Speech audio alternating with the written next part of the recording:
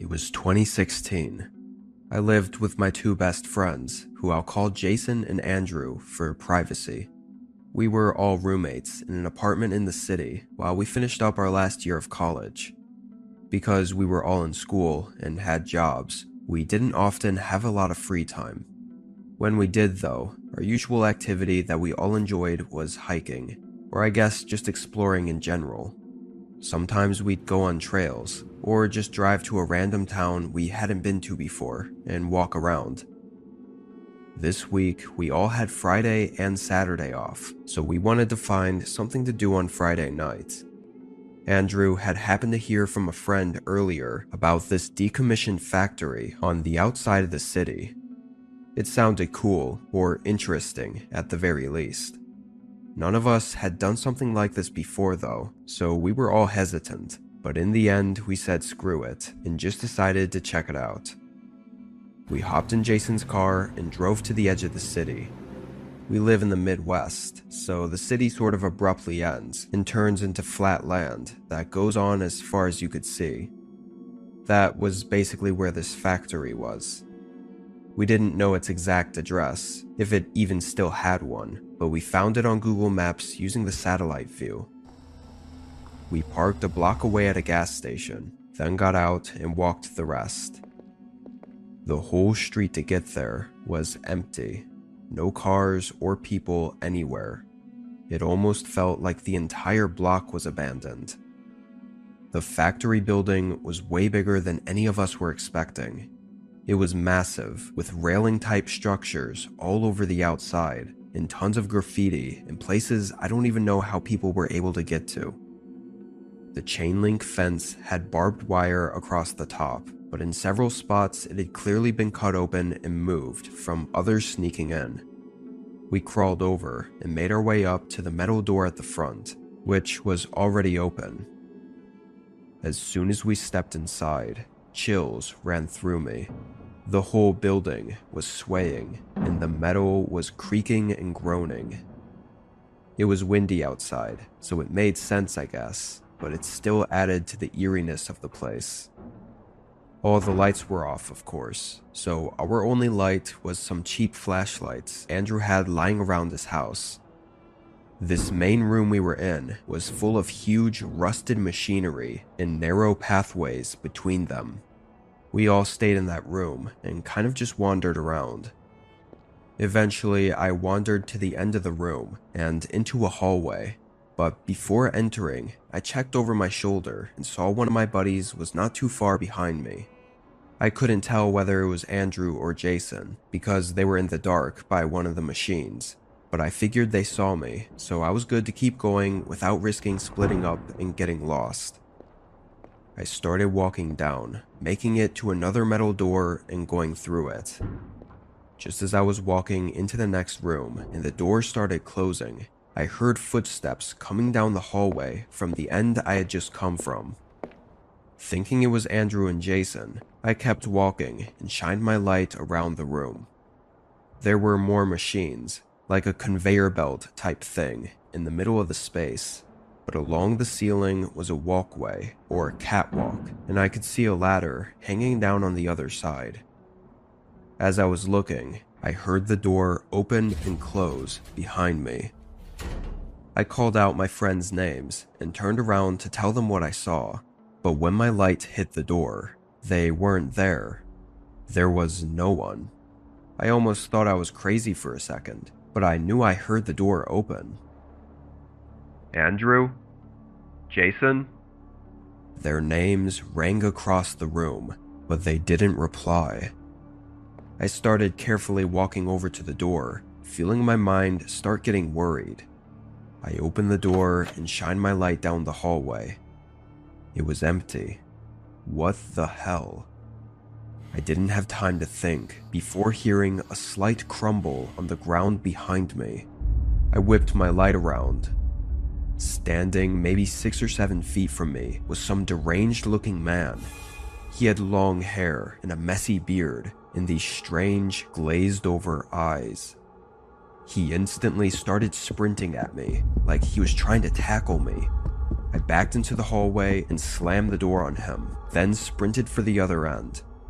I could hear my buddies calling out to me, like they were trying to find me. I ran into the room and yelled at them to leave. We all ran out. We made it to the fence and left.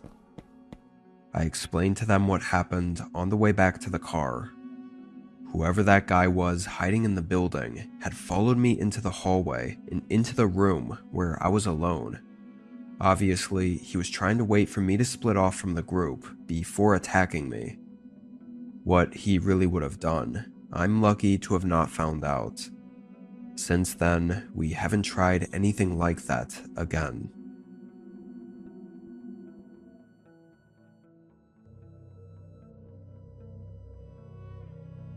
This was nearly 5 years ago from when I'm writing this. I was in high school at the time, and my best friend was a guy named Colton. We hung out most days after school and just found random places to go to hang out at. Anyway, this was right after our school let out for winter break, so we had a ton of time and nothing to do. We spent this whole day just chilling at his place and playing Xbox, but we eventually got bored. We felt like walking around or going somewhere. Now, our whole town always knew about this creepy church that sat at the end of a deserted road. It was kind of blocked out by trees since they stopped keeping up with it. It had been abandoned for as long as I'd known about it, but even though we always knew about it, it had never really come across our minds to explore it. When I was a kid, I was always terrified of it, but for some reason now, I was a little bit more intrigued. So when me and Colton were walking around the edge of town and happened to pass by the deserted road to the church, we decided to check it out, at least to walk down the road and see what it looked like nowadays, and if nobody else was there, maybe look inside. It was already dark out, but the moon was bright enough for us to still kind of see where we were going. We also had our phones on us in case we needed a flashlight. The road was awful. It was cracked and had thick vines and bushes growing between the pavement. By the time we got to the end of it and looked back, we couldn't even see the street we'd just come from. Looking at the church though, it was way creepier than I'd remembered. It looked like the forest had engulfed it. Even the fence going around the courtyard was almost unrecognizable because it was drowning in the tall plants that covered it. We made our way through a broken section. It was very quiet as we approached the church. We didn't see any lights or hear anything to indicate anyone else was here, so we walked up to the large entrance door and pushed it open. The sound it made was like bending wood, creaking and scraping its way across the floor. It echoed through the whole room. Both of us stayed at the doorway for a minute and just looked from there. What was really odd, and also kind of creepy, was that the whole room, full of rows of benches, looked almost untouched. There wasn't any debris anywhere, or even graffiti like you'd expect from an old place like this. I stepped in, and Colton followed behind me. I slowly walked down the aisle, just looking around at everything. Each step we took echoed throughout the vaulted ceilings, but when we got closer to the end, there was a sudden thud. It rang through the whole church. Both of us jumped and quickly got our phone flashlights out. We couldn't tell where it came from though. The sound kind of took over the whole building and echoed all around. We stood still and moved our lights around, looking for anything that had caused the sound, but we really saw nothing. Colton thought he saw another room closer to the entrance, and maybe something had fallen over in there. Regardless, we kept exploring. I walked to the end of the hall where the podium was. I stood up there and looked back down at the way we came. It was so dark by the entrance, even my light couldn't reach that far. After a minute, Colton said he wanted to check out the other room, so we both headed over there. On the side wall was a door. I opened it and shined my light in. From just a quick look, I couldn't tell what the room was. We walked in and looked around. There were chairs stacked up against the wall and a bunch of boxes everywhere, like storage or something. While we were in there, we heard a subtle sound. We both stopped moving. It was a light thump, and then another. It sounded like someone walking down the aisle we just came from. Both of us froze up. The sound was coming from the podium area, walking down toward the entrance. We could only see out the thin crack in the doorway of the room we were in, but we stared at the darkness out there and waited as the sound got closer. Then, for a split second, someone crossed through the dark and out the front entrance door. The footsteps then stopped, and we held our breath as we waited, before we heard the door creak closed. We looked at each other in fear. Neither of us knew whether to try running away, or hide, or what to do. We ended up just waiting in fear for several minutes, until we thought whoever it was had left the area. Then we sprinted out of the room and out the entrance. We didn't stop running until we got down the deserted road and onto the street. We don't know who was in there, but they came from the end of the church that I had just been at. There was no doorways over there, so they had to be hiding or something, somewhere right next to me. That is, if it even was a person. At this point, years later, I can't even say anything is for sure.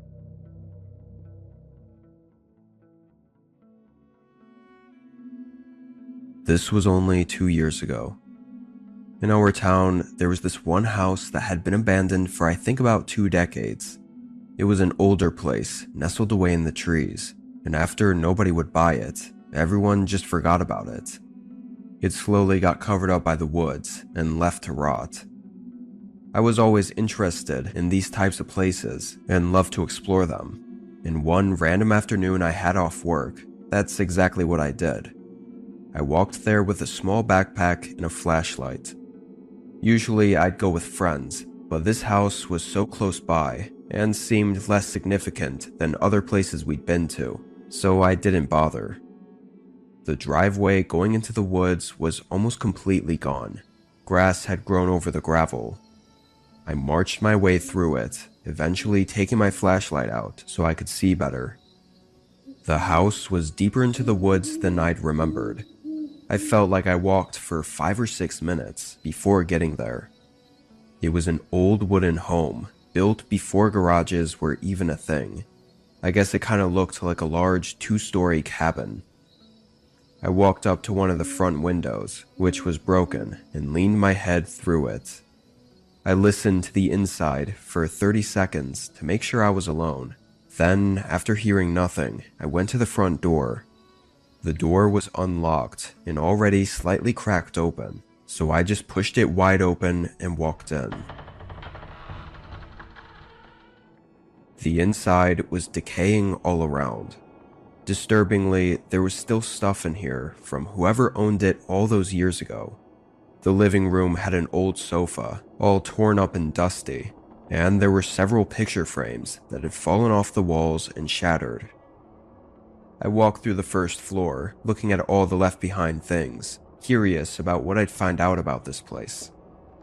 The floor was small, though. After just a minute or two, I went upstairs to the second floor. The stairs were creaky and shaky. I'm surprised they hadn't caved in already. The second floor had a hallway with 2 rooms. One of the doors was open and the other was closed. I looked into the open one. The room was empty, which was strikingly different from downstairs. I stepped in and moved my flashlight all around, but was interrupted when I heard a thud below me. My heart immediately started racing. It didn't sound natural, like a noise the house would make. I hurried down the stairs and waved my flashlight all around. The house was so quiet now, and I didn't see anything moving that could have made the sound. Having that bad gut feeling though, I told myself I should just leave. Usually with my friends I explore with, we always say at the first sign of anything sketchy, we leave. Being alone, I definitely wasn't staying. I quickly walked down the hallway, still moving my flashlight all around. But when I got to the front of the house, the door was shut. I had left it wide open. I hurried up to it and pulled the handle, but it didn't move.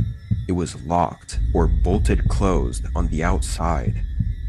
I immediately started to panic, knowing someone else had to be here with me and just locked me in. I ran over to the broken window and jumped out. I didn't see anyone as I sprinted into the woods, turning my flashlight off and staying off of the path. My heart was still racing as I walked between the trees, but then a light came from ahead. I was confused and moved behind a tree. It was a red and blue light flickering at the end of the driveway. There were 2 cop cars cutting through the thick grass and driving toward the abandoned house. They passed by me, rushing to the front of the home as I remained hidden. Something in me knew that they weren't there for me. I watched for a minute, then ran out of the woods and back home. I don't know who else was there, or why the police were rushing toward the house. I tried to find out more information on it in the coming weeks, but never found anything released to the public. Whatever was going on in there, or whoever was in there, must have been pretty bad. I'm lucky to be here right now.